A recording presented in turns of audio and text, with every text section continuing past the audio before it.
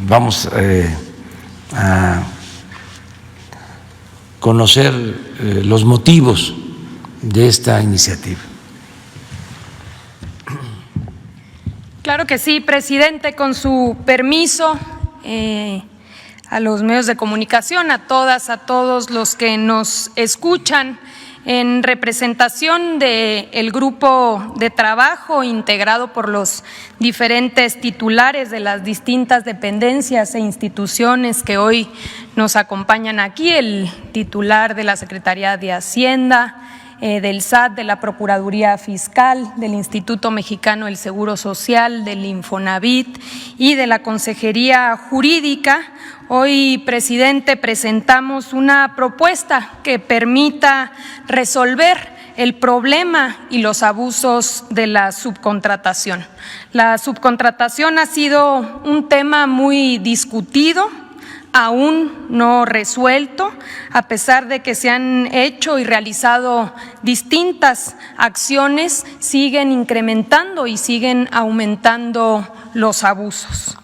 Partimos de un principio, que es que el trabajo es un derecho y un deber social, no es una mercancía, y por ello proponemos una reforma integral en beneficio de trabajadores, de empresas que sí cumplen, de los institutos de seguridad social y de la hacienda pública, que finalmente es el presupuesto de todas y todos los trabajadores.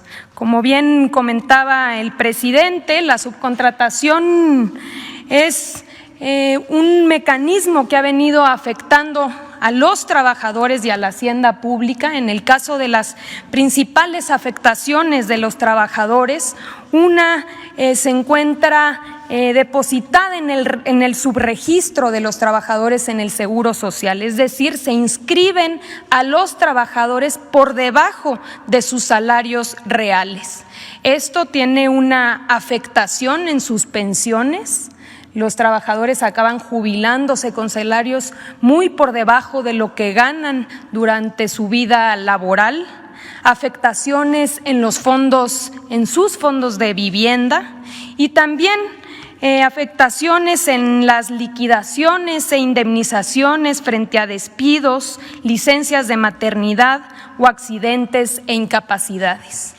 También relacionado con la simulación en la relación laboral respecto a quién realmente es el verdadero patrón, afectaciones como la estabilidad en el empleo, porque los corren y los contratan o los mueven de empresas a contentillo, el pago de reparto de utilidades. Según la ley, las empresas están obligadas a repartir un porcentaje hoy del 10% a los trabajadores y con el esquema de subcontratación no reparten las utilidades.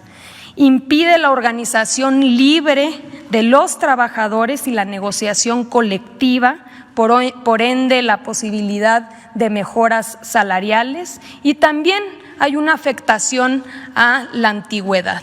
Adelante. Aquí podemos ver una gráfica del comportamiento del empleo.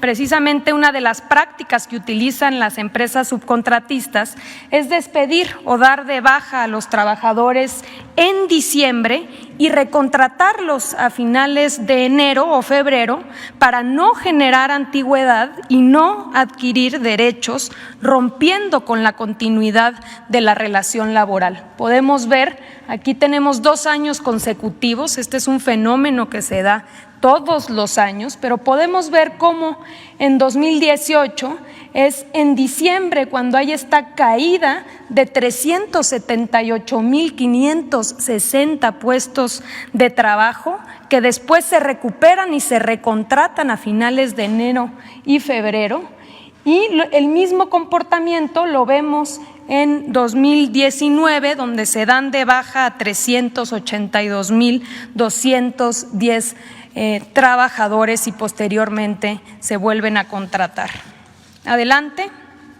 También hay una afectación a la hacienda pública. El fenómeno de la subcontratación está mezclado, está relacionado con empresas fachadas, empresas factureras que evaden impuestos y defraudan al fisco, afectando los servicios públicos, evaden las cuotas al Instituto Mexicano del Seguro Social, afectando con ello la calidad de los servicios de salud, y evaden las cuotas del Infonavit, reduciendo así los créditos de vivienda destinados a los trabajadores. Adelante.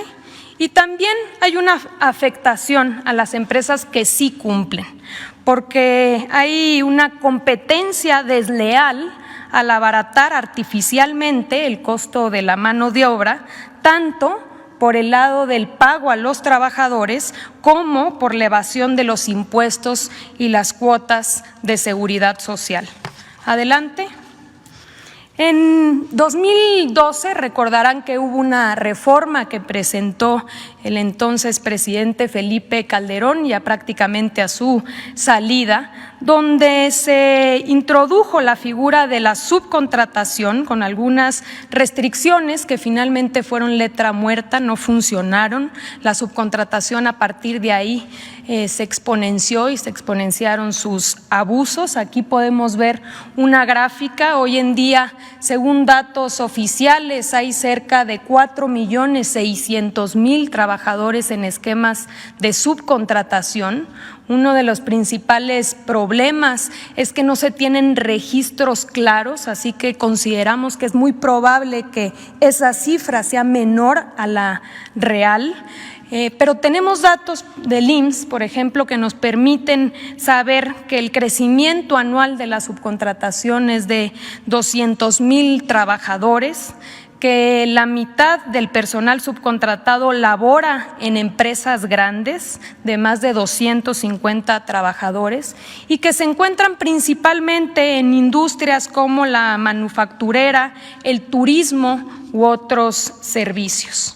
Adelante. A partir del primer día de esta administración, hemos realizado y conformamos un grupo interinstitucional, una coordinación entre las diferentes dependencias, la Secretaría del Trabajo, el SAT, el Infonavit, la Procuraduría Fiscal, la Unidad de Inteligencia Financiera y el Instituto Mexicano del Seguro Social, que nos permitiera compartir información y ser mucho más eficientes y eficaces en la detección de estos abusos. Se han hecho varios operativos, hay sanciones y procedimientos, tanto administrativos como penales, en curso, pero quizá lo más importante es que nos permitió entender el modus operandi. Ya lo comentaba el presidente, en nuestro país hay un grupo empresarial, por poner un ejemplo, un solo grupo empresarial de subcontratación que cuenta con más de 250,000 trabajadores, que no tiene o no se dedica a ninguna actividad productiva, sino que transfiere estos trabajadores a otras empresas para que éstas puedan evadir sus responsabilidades. Vamos a poner un ejemplo que ubicamos en estos operativos. Adelante. Es un ejemplo real para que podamos ver cuál es el esquema. Acudimos a un hotel que está en Cancún, en Quintana Roo. Ahí encontramos 802 trabajadores. De ellos, únicamente 2 eran o estaban reconocidos como trabajadores del hotel. Operaban 14 empresas subcontratistas pagadoras, en las cuales se distribuían el resto, los 800 trabajadores restantes. De esos 800 trabajadores, ubicamos que 40 trabajadores no estaban registrados en el Seguro Social, trabajaban en la informalidad. 762 trabajadores estaban registrados con falsos salarios mínimos. Ninguno de los trabajadores conocía ni reconocía a las empresas que les pagaban y todos estaban obligados a contratar cada 3 meses con distintas empresas subcontratistas o empresas pagadoras. ¿Cuál es el problema de que un trabajador ni siquiera sepa qué empresa lo tiene contratado? El problema es que si al trabajador no le pagan su salario o lo corren sin alguna justificación, no tiene a quién exigirle y en una posible demanda incluso resulta que la empresa o no tiene patrimonio o la empresa ya no existe, porque son empresas fantasmas que se crean y desaparecen precisamente para evadir responsabilidades. Este esquema es el que vemos multiplicado en diferentes sectores alrededor del país.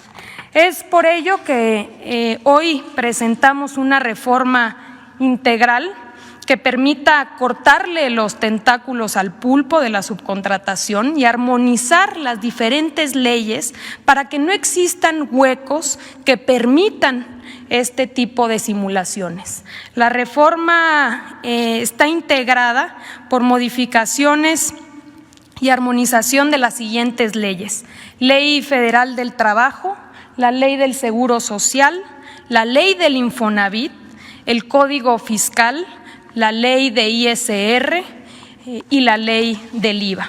Adelante. La propuesta consiste en regular 3 figuras. La primera es la subcontratación de personal. La segunda son los servicios especializados y obras especializadas. Y la tercera son las agencias de colocación. Adelante. En el primer caso, se prohíbe la subcontratación de personal, que consiste en que una persona física o moral proporcione o ponga a disposición trabajadores propios en beneficio de otra. Es decir, no puede haber empresas que simulen sus relaciones laborales y que cuenten con trabajadores contratados por otros. Si nos vamos al ejemplo del hotel, estaría prohibido subcontratar a su personal. Adelante. En el caso de los servicios especializados, se permite y se regula la prestación de servicios especializados o la ejecución de obras especializadas que no formen parte del objeto social ni de la actividad económica de la beneficiaria de los mismos.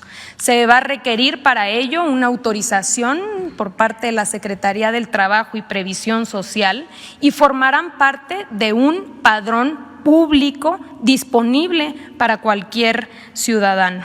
Si nos vamos nuevamente al caso o al ejemplo del hotel, el hotel podría contratar con una empresa especializada, por ejemplo, el mantenimiento de sus elevadores o de sus aires acondicionados. Y finalmente, las agencias de colocación.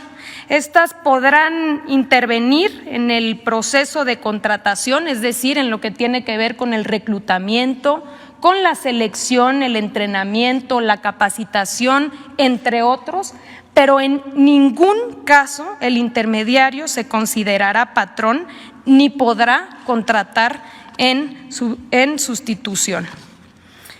Adelante. Finalmente, el tema de las sanciones. Se prevén sanciones más severas para las empresas que incumplan. Se procederá por el delito de defraudación fiscal. No se permitirá que deduzcan impuestos y se impondrán multas a todas las empresas que incumplan. Señor presidente, estamos seguros de que esta propuesta, de ser aprobada por los legisladores, va a permitir que podamos ir construyendo un mercado laboral más equitativo, más equilibrado, más justo y más productivo. Es todo, presidente.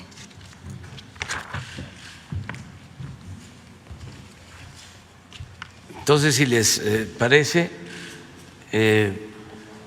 podemos firmar la iniciativa que vamos a enviar al Congreso.